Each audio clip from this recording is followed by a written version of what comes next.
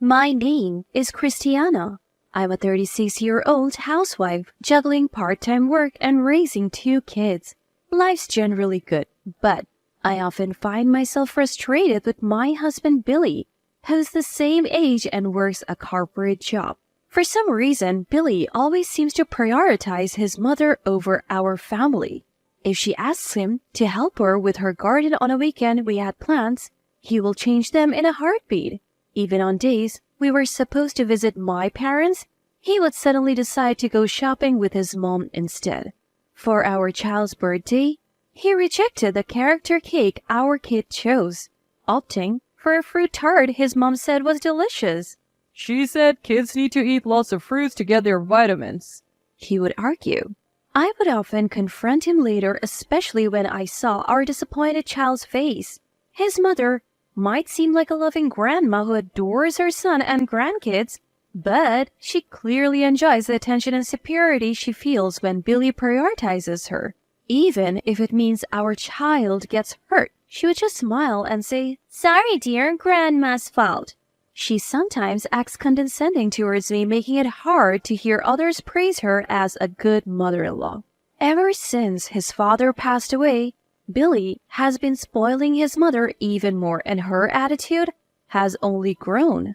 Amidst all this, our 10th wedding anniversary was approaching. How about a nice dinner at a restaurant for our 10th anniversary? We can leave the kids with your mom or my parents, I suggested. Sounds good. Let's book a fancy place. Remember that restaurant that was on TV? We decided on a high-end restaurant we wouldn't typically visit. Billy seemed excited and quickly called his mom to watch the kids. I was looking forward to our special day, even though it was still 2 months away. On our anniversary, I was getting nervous. Billy, who promised to come straight home from work, was nowhere to be seen. I kept thinking he might have gotten held up, or maybe he forgot, but he did mention it in the morning. I couldn't reach him or his mother. Who was supposed to watch the kids? In desperation, I called his office. A woman answered and quickly told me he had already left. I thanked her and hung up, wondering why he couldn't just call. Our kids who knew about our plans kept glancing at the clock, clearly worried. I couldn't take my eyes off the ticking clock. The person who answered the phone right before I called the company earlier should be able to come home already since I went there by bicycle this morning. In this way, I continued to wait for Billy until the very last minute, but it's already at its limit.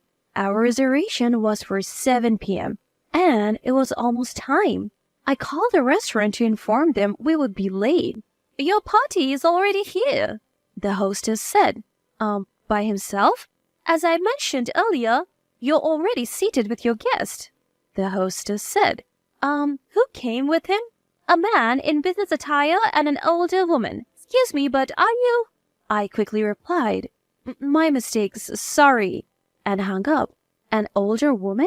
Could it be? I immediately called Billy. When he finally answered, he sounded quite annoyed. What? You've been calling non-stop. "Where are you? You're not at the restaurant, are you?" Yeah, I'm here. Mom really wanted to eat at this place, so I decided to dine with her tonight. We can celebrate our anniversary at that family diner over the weekend. You love their baked rice dish, right? It was indeed his mother. Knowing it was our anniversary dinner and still joining him was audacious of her, but Billy, who took my seat without a word, made me feel more than anger. It was disgust.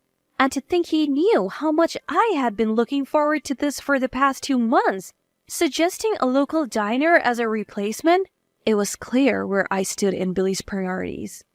Since the kids will miss out on Grandma's cooking tonight, make sure to cook them something they like. Thanks, he added. Hold on. I tried to keep him on the line. My parents gave us gifts for our 10th anniversary. They even said they wanted to hear about our dinner. Gifts? Your parents always send stuff I don't like. Just toss anything that's not cash. Billy suggesting to throw away heartfelt gifts from our loved ones. I tried one last plea. Are you sure about that? You might regret it.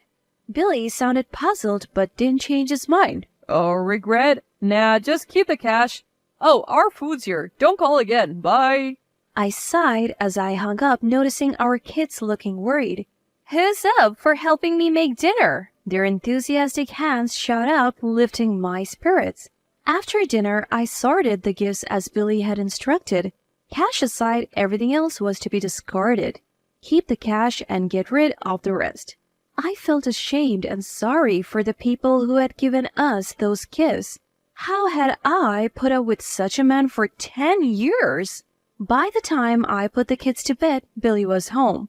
Don't you think it's a bit much to prioritize your mom even on our 10th anniversary? I was the one who suggested the dinner, and you knew how much I was looking forward to it. You could have dined with your mom any other day. Yeah, don't be so dramatic. I told you I would take you to the family diner. I'll even pay half from my allowance. That's not the point. You dismissed everyone's gifts for our anniversary. Enough already. I have work tomorrow. Can we just go to bed? Billy didn't want to discuss it further. After a quick shower, he went straight to sleep. The next morning, I thought I would give it one last shot. About the anniversary gifts? Billy, with a clearly annoyed expression, ignored what I was saying and left the living room. Without a word, he seemed to have gone to work. Still upset from the day before, I decided that I had done enough and given him plenty of chances after seeing his attitude. After sending the kids off to school, I received an urgent call from Billy within just 3 hours. I answered, thinking he called sooner than expected, and Billy started speaking in a panicked tone. Hey, who did you get that gift you mentioned yesterday from? Like I said, from my parents. We also got some from friends, your boss Cyrus, and even the president. What? You never mentioned. I did. I told you it was a gift from my parents. Parents? My father has been friends with Billy's boss and the president for years, and our family have always been close. The two of them, who have treated me like family since I was little, had come over the previous evening to give us their gifts. The watch the president chose is so fancy even I know about it, and the wine Cyrus brought looks delicious, but it doesn't matter now, right? You said to throw away anything that wasn't cash, so I did. What have you done? Do you even realize what you have done? Billy was furious, but I wondered on what grounds he was complaining. I tried to confirm with you if it was really okay, and I tried to talk to you when you came home, and again in the morning. You ignored me, Billy. Don't shove the blame. It's your fault for not listening. I hung up on him. Billy kept calling back, but I ignored all his calls. I might seem childish, but I couldn't contain my anger anymore. When Billy came home, I could hear his heavy footsteps from the entrance as he stormed into the living room. Enough is enough. Give me the gifts now. I told him I had thrown them in the morning trash and they had already been collected. Billy, angrier than I had ever seen him, shoved me and stomped on the floor. Unbelievable. Can't you tell right from wrong? You knew it was our anniversary dinner, yet you went to a restaurant with your mother? And then telling me to throw away the gifts without even looking at them?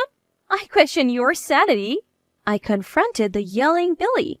Throughout our heated argument, Billy kept insisting that I was the one in the wrong.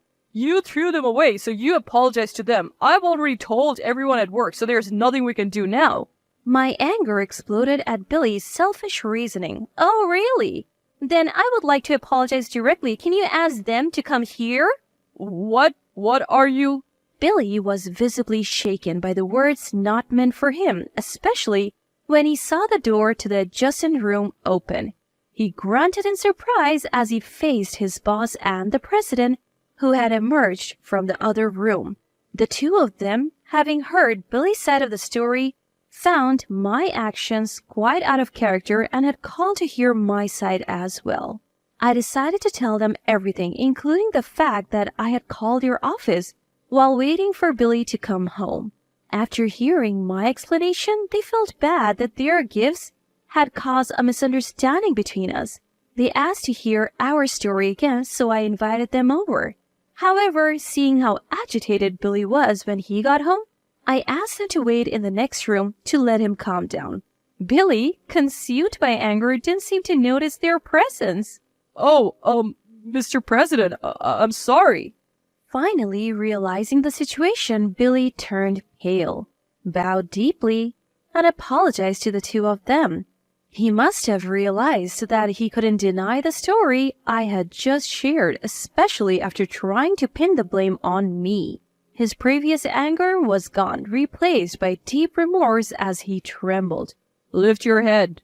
The president's voice was surprisingly gentle. Hope flickered in Billy's pale eyes.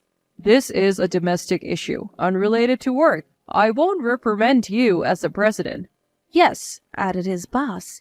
It won't affect your job performance, but remember, we've been friends with Christina for a long time. We would prefer to keep our distance from you personally from now on. Billy, who had often boasted about his close relationship with them outside of work, looked devastated. How could you? And you, say something. Aren't you embarrassed to involve others in our marital spat?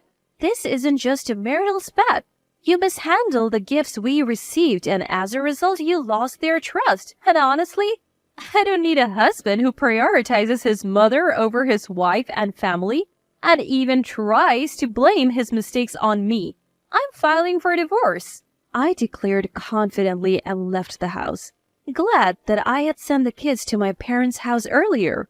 Rumors spread at Billy's workplace about our divorce and his changed relationship with his superiors. His colleagues, whom he had once looked down upon, now mocked him for not being able to even chat with his bosses without a wife by his side. After the divorce, he saw our kids once a month while paying child support. But he kept complaining about the money and tried to guilt-trip the kids into living with him again. As they approached their teens, they started to resist seeing him. Now, respecting the kids' wishes, we have temporarily stopped their visits. When Dad cared more about Grandma than us, I realized we don't need to live with him, my daughter once told Billy. I still laugh thinking about his reaction. After declaring the divorce, I returned the gifts which I had secretly kept to the president and Cyrus, apologizing for the trouble. They accepted them, and Cyrus even jokingly gifted me my favorite wine as a divorce gift. I believe our relationship with them, including my parents, will continue. Later, after the divorce was finalized, I was invited to a home party at the president's house with my kids. There, I was offered a job at a company run by the president's brother. Ignoring all of Billy's annoying attempts at reconciliation, I now work in a supportive environment, and the three of us live happily.